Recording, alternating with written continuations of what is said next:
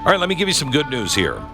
This is a post that was on X yesterday, came from the Health and Human Services Department.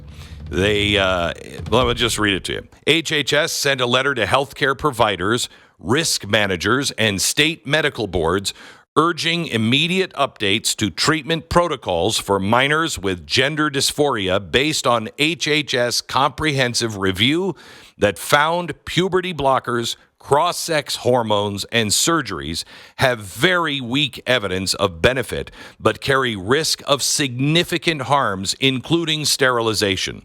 Providers should no longer rely on discredited guidelines that promote these dangerous interventions for children and adolescents based on ideology and not evidence. Wow. Welcome to the return of common sense in medicine.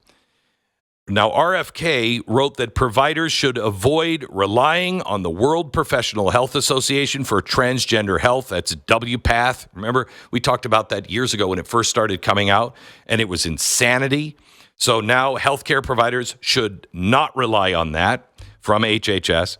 It was 1 year ago we did a special exposing them for being ideological fraudsters. WPATH, and they were doing this is Frankenstein. This is Frankenstein-like experiments on children and the mentally ill, all done with the support of the medical community in the name of science and gender-affirming care. It's over. Our doctors took them seriously. They shouldn't have. Now, here's what CNN said. Kennedy's letter warns providers to avoid relying on guidelines from the World Professional Association for Transgender Health on care and transgender and gender-diverse people. These and other guidelines based on so-called gender-affirming model of care should not be relied on for harm of our children any further, the letter says. Good. Kennedy says it's time for our doctors to now update all of the protocols. Amen. This is big news. This is the first big step pulling us out of this death cult. I mean, when you are chemically castrating our children in America, and the doctors are calling that a good step forward, that's a spiritual disease. And a lot of people voted for Donald Trump because they wanted to see an end to this. And I hope this means that there's an end to it. Dr. Oz is working on this too, again from CNN. The Centers for Medicare and Medicaid Services also announced Wednesday, that was yesterday, it was launching an oversight initiative into hospitals that performed experimental sex trait modification procedures on children. Administrator Dr. Oz said CMS will not turn a blind eye to procedures that lack a solid foundation of evidence and may result in lifelong harm. Good. We need to rebuild our manufacturing base. And American Giant started doing that 14 years ago. They make clothing here at home with American cotton, American hands, and American heart. It's quality you can feel. Go to american-giant.com/Glenn. Get 20% off your first purchase. That's american-giant.com/Glenn. We're not turning a blind eye to the children anymore, and we're saying this is wrong to do. And we're taking the right steps. Now, all of this can be changed in the next election. I mean, I hope not, but so much can change between now and 2028 when we elect another president. But I hope we start to see real improvement. I know that a majority of Americans, for the first time since, can you tell me when, Stu, do you remember? We looked this up when Americans said we were on the right track, wrong track. And we looked at it and we're like, wait, we haven't thought we were on the right track since when? Remember, it was a long time. Yeah. And for the first time, it's the majority. It's over 50%. And that's not, to be clear, not in every poll. That is a poll that came out that showed that. Like the Gallup polls are still very much in the negative. Oh, well, let me rain on your parade too. No, I'm just trying to give the and the those full pants picture. do make your butt look fat. Okay, I mean, what is that? I will say it's up a little bit. I mean, for sure, even in the polls that show it's still negative, it's still going in the right direction. In the right direction poll. Right. So that's good. That's a positive. I'm glad to see that we are, maybe catching up to Europe on this one. It's great to see. Well, we want to be more like Europe, right? I mean, jeez. In this one particular instance, oddly, we kind of do. They seem to have figured this out before us. Usually they're far to the left of us, and we're always tracking toward their left-wing positions. It seems like they have actually kind of woken up before us, which is, I think, stunning. But I'm glad to see that certainly Trump is not on this bandwagon, and he's now that he's in office, he can start reversing this nonsense. What's amazing is, we've had so many discussions on this. But how many of them have actually been based in science? Most of it is based in, shouting you're a hate monger, or you just want to, kill people, or you just hate transgender, all that crap. Have you ever heard of the Dunning-Kruger effect? Yes, I have. You know what it is? Yeah, you could probably help me with a better definition, but my remembrance of it is like people who know very little about a topic tend to be the most confident at the beginning, and then it kind of goes way down in their confidence as they learn more, and only when they become experts that they kind of say, hey, there's a lot of nuance in the way they speak. Correct. And it carries another part to it, and my grandmother knew this. I mean, I think all of our grandmothers knew this. Stupid people just don't know they're stupid. They have no idea that they're stupid. Yeah, okay, that's a much better explanation. Yeah. And we are either living under the the Dunning-Kruger effect, or we're living under the Freddy Krueger effect. I don't know which our society is embracing, but stupid people just don't know they're stupid, and they get just a little bit. And I mean, I'm not talking about, I forgot to cancel my free trial stupid. I mean, but stupid. And when you're stupid, you feel like a genius, and when you know a lot, you feel like an imposter. Yeah. That's totally, you know what I mean? Right? Yeah. Like, right. I'm sure do you notice this, Glenn, sometimes when, you're out at a party or something and you're talking to people and they probably come to you and bring up topics they think you talk about on the air because they know who you are.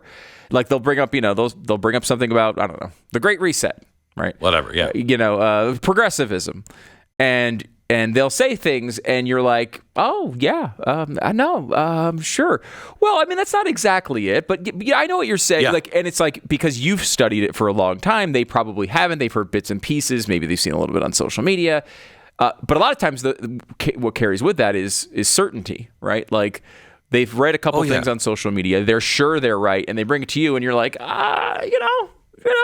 sure, I know what you're saying, Let me address this on the air when I can tear you apart. We're here together at a party. Let's not talk about. No, that is absolutely true. You remember what I said? Everybody was making fun of me. Glenn Beck's on his apology tour when I left Fox, and because you do a lot of thinking when you go from one of the most, visible. Beloved people, invisible people, to a fat person that is now hated by most people. You tend to think a lot, and so what about I was saying at the and time, other things, and everything. What I was saying at the time was, I was so certain of things, and that doesn't mean that I was wrong. It was just that my approach, I was so certain of things. And the only thing I'm certain of now is that I'm not certain of anything. You know what I mean? Yeah. And that's kind of the mantra of my life now. And it's really hard to do this job and say that. But it is what I believe. The only thing I'm truly certain of is I'm not certain of anything. Right, and that doesn't mean you don't try to get to the truth. It means that you're constantly re-examining what you believe. Like you have to. I think that's where some of the social media world in this era of media has kind of lost the plot, and that you should constantly be pushing yourself. Right, like when you think you know something, you should constantly be pushing yourself the other direction just to make sure, like, get the best arguments from the other side. There are policies that I agree with, and I want to hear the best policy arguments from the other side to see if my opinion should change. You should be thinking that way, even if, you're not going to necessarily change your viewpoint all the time. You should be thinking about how to best challenge, not only to see if you're right, but also to strengthen your argument for what you currently believe. I did an interview with Ro Khanna last week, and it was on the podcast. It was very good. I don't agree with him really on much of anything, except fundamental principles of our country and what we were founded on. But he's a big government guy and everything else, and he's a guy who's probably going to run for president, and that's why I did the interview. It's because you should know where he stands, who he is, et cetera, because he's probably going to be one of the guys running for president in the Democratic Party. And I want you to be informed on him. So I do the interview, and I read all of these leftist responses on this and saying, look, even Ro Khanna can even get on Glenn Beck's program because he's so reasonable. Well, yeah, that is true. I do like to have reasonable people on, but I really don't have a problem talking to anybody.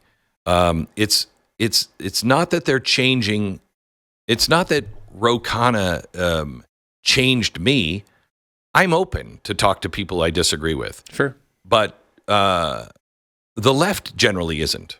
I'm open to talking to people if you can have a conversation. If you enter the conversation with absolute certainty, well, then I can't have a conversation with you because all it's going to end up being is a bash fest. Well, you're just too stupid to understand. Well, who's the stupid one? Honestly. I mean, this is where it gets uncomfortable. Statistically speaking, someone in the room here is the dumbest person. And since it's just you and me, I got some bad news for you. Nobody, everybody thinks that way, and they don't think, well, maybe, hang on, let me listen, because I might learn something from somebody. And look at the arrogance on the doctors, going back to the original story, which brought this up. The doctors just started touting things they didn't actually know because the science did not back it up. Not enough science had been done. The ones that weren't arrogant were the ones, honestly, in Sweden and the Netherlands that actually looked at the science. They were doing it. And then they looked at the science and they looked at the studies and they were like, you know what? We got to stop this because this is not right. It's not what we thought it was. But we continue just to double down. And it was without any information. This is why I asked earlier today, what was it we were talking about? Oh, we were talking about the new approach by the State Department, which Marco Rubio is just killing it. And they're starting to put out these, they've got a, Substack. And I read one of them at the beginning of the podcast today, and it was really, really amazing that it was coming from our State Department. And it should be something that everybody agrees with. And quite honestly, every Democrat I know would agree with it, would have agreed with it. But now that it's coming from the Trump administration, they won't agree with anything. And I said, I know why I've changed. I've changed my mind on a lot of things. And I am a different person than I was 20 years ago. And I think that's good. But I don't think Democrats are the same people either. And what I'd like to know is what new information did you get that has allowed you to abandon the freedom of speech, freedom of religion, all of that? What got you there? What got you from a place of these endless wars don't work to, we got to go in and kick some ass in Ukraine and we got to topple Putin? What changed? Because I'm not there. And I'd like to just say, I would have liked to meet you in the same room here because this is the room I always thought you were wrong on. You were right. But now you've changed. I really want to know what new information came to you that made you go, you know what, I've been wrong all these years. What new information came your way that's saying drag shows in, first grade is good for children? I want specifics. What new information? Because you would have said anybody who did that should be arrested. That doesn't belong with, first graders. It doesn't belong in the fourth grade. We shouldn't be doing these things, what we're doing to our children. I'm still at that place. I didn't change on that. I'm still there. But you did change if you're on the other side. As an average Democrat, please specifically tell me why. What new information?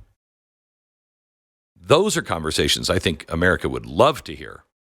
Instead of just calling each other names, just tell me new information, because maybe I'm wrong. Maybe I'm wrong. I don't think I am, but maybe I am. So give me that new information that you got, and don't make it about Trump, and I won't make it about Biden. How's that?